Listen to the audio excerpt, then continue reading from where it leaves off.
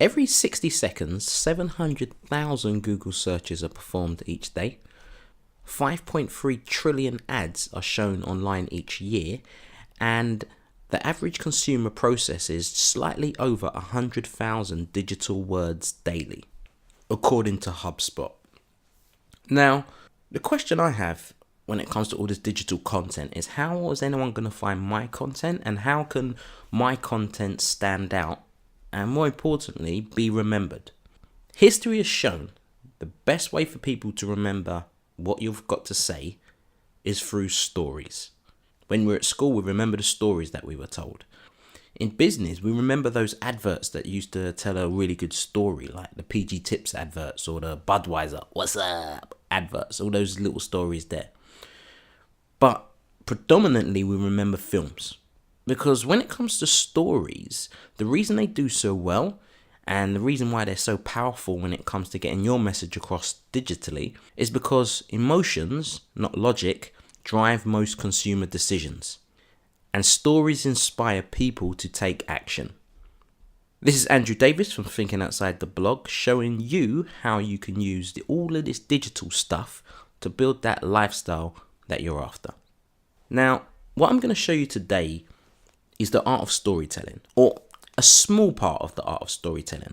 I've been really telling stories since my BBC days from 2002, but on radio then, all the way through to what I do today on a lot of these social media platforms, and I've taught thousands of people storytelling. So I'm going to touch on a small part of this, on how you can go about telling stories and what you're doing, but also feel free, at the end of this, I'm going to share a PDF of my slides so you can use it to help you tell a story online. Now, if you look at films, I heard there are probably about 7 different stories that all films kind of fall into. The most popular being the hero story. So the first part of the story is you've got that character or that person who's eventually going to become the hero of the story. So if we look at the film The Matrix, again, classic film, the character or the person who's eventually going to be the hero is Neo. And then what usually happens to make a film, really, that person needs to defeat something at the end. And that's usually the bad guy. And the bad guy in The Matrix is Agent Smith. So Neo early on meets Agent Smith and realizes that for his life to be better, that he has to overcome this. And what usually happens then is he's got 3 choices or 3 battles. And I got this from a guy called Donald Miller, who runs a website called storybrand.com. So definitely check out his stuff. It's a really good site, actually. And he says that when it comes to the character, you've got 3 challenges. You've got the internal challenge, the external challenge, and the philosophical challenge. The internal challenge is usually to do with, can I do this? I don't know if I've got the skill set. I don't know if I can overcome this challenge. And in Neo's case, it's kind of, is he the one? Can he overcome this bad guy that he's just met? Then you've got the external challenge, which is usually what you see most of the film. And that is for Neo, obviously, to beat the bad guy and to stop destroying humankind as we know it. Now, I'm being quite vague here because if you haven't seen it, I don't want to spoil the film for you. So if you have seen it and you're thinking, yeah, but no, this is the real reason, I have seen it. That's the reason why. I'm just trying not to spoil it for people. And then you've got the philosophical, which is the good versus evil type challenge. The next part of a hero film, or the next thing that you need, is a guide or a teacher or a coach. And this is the person who actually helps the emerging hero through their journey. And in The Matrix, it's Morpheus, but you'll notice the same pattern happens in a lot of films. In Star Wars, you've got Luke Skywalker, and then his guide is Yoda, or as some of my students have said, Obi-Wan Kenobi. In The Lion King, you've got Simba, who's the emerging hero, and then you've got Mufasa. You've got Harry Potter, and then his guide is Dumbledore. So you start to see, you can put in any film really, or most films, and you can see the emerging character and who's their guide. Now, what makes the guide special is that they've done it before. They know the challenge, they know how to beat them, and then you need to kind of give that emerging character a roadmap, i.e. how do I beat this person? Because right now I don't know, and you need to help me beat this person and also motivate me internally, or we are all dead.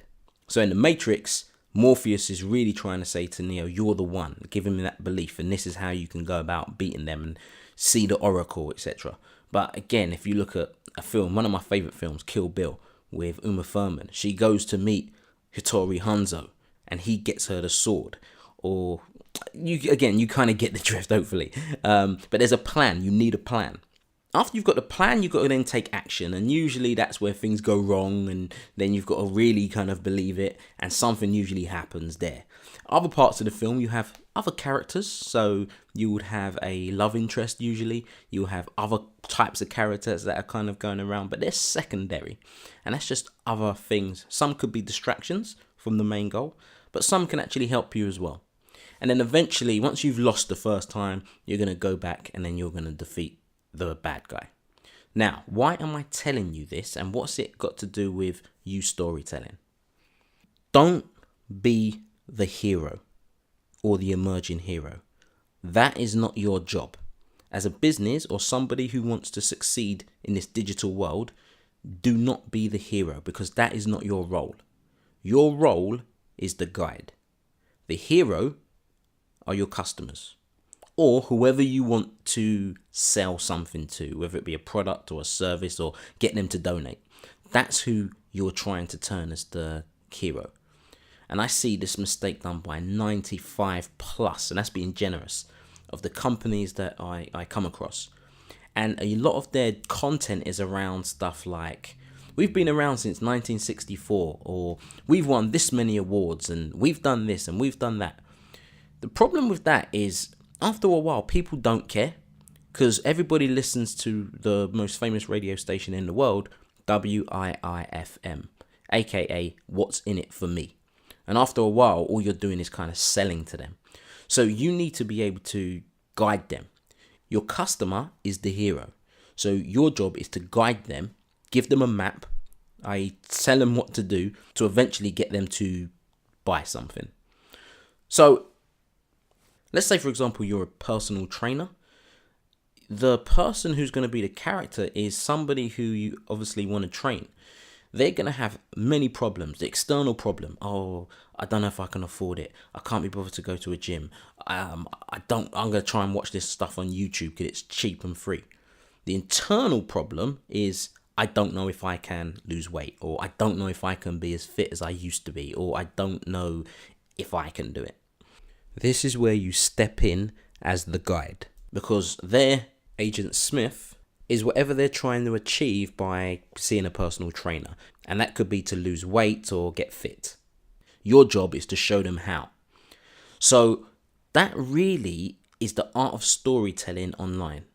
Have one message, be very clear, be very precise. Because people tend to go towards the brands that they understand best. Not necessarily who's got the best product, but it's the brands that they understand best, especially in the world, as I said at the beginning, with the statistics. There's so much content, there's so much distractions, there's so many things that can interrupt our thought patterns.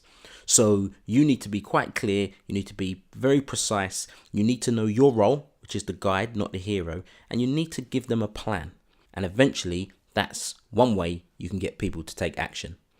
So I hope that made sense. If it didn't, like I said, I'm going to do a lot around storytelling in this series, because that's something that I really like doing. I like teaching. I like helping people kind of articulate that story that you've got to tell. And as I said before, if you go to my website, thinkingoutsidetheblog.com, or anywhere actually on this page that you're consuming this content, there'll probably be a link somewhere for you to download the PDF of the slides, and you can put notes so it makes sense to you.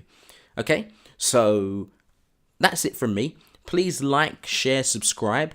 As always, I've got it just under 10 minutes, as I respect your time, and this whole series is about getting to the point in under 10 minutes. So until next time, I will